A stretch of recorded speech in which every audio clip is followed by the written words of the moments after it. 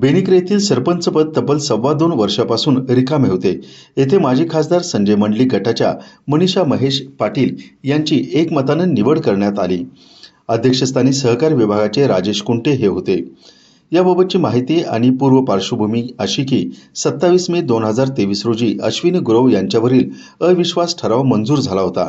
इतर सदस्यांकडे इतर मागासचा दाखला नसल्यानं बहुमत असून देखील सरपंचपद रिक्त ठेवावं लागलं होतं. दरम्यान नुकताच मनीषा पाटील यांना हा दाखला मिळाला.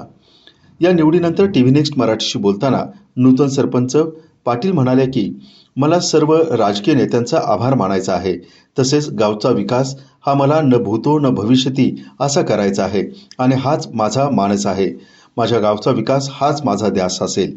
गावातील विविध विकास कामं करण्यासाठी आम्ही कटिबद्ध आहोत. संपूर्ण गाव सुजलाम सुफलाम करण्याचा आमचा सातत्यानं प्रयत्न राहील.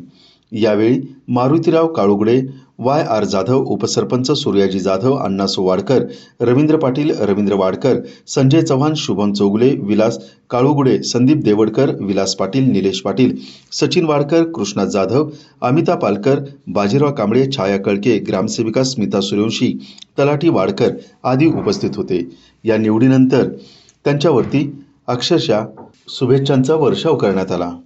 नमस्कार, माझे नाव मनीषा महेश पाटील, राहणार बेनिक्रे, तालुका कागल, जिल्हा कोल्हापूर.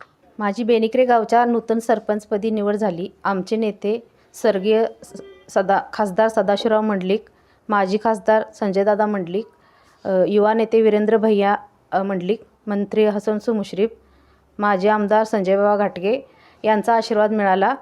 याबद्दल सर्वांचे मनापासून आभार मानते. तसेच ग्रामपंचायत सर्व सदस्य, ग्रामविकास अधिकारी, माझ्या वॉर्डातील मतदार बंधू भगिनी व गावातील सर्व ग्रामस्थ यांचे मी आभार मानते. बेनिक्रे गावचा विकास हाच माझा ध्यास.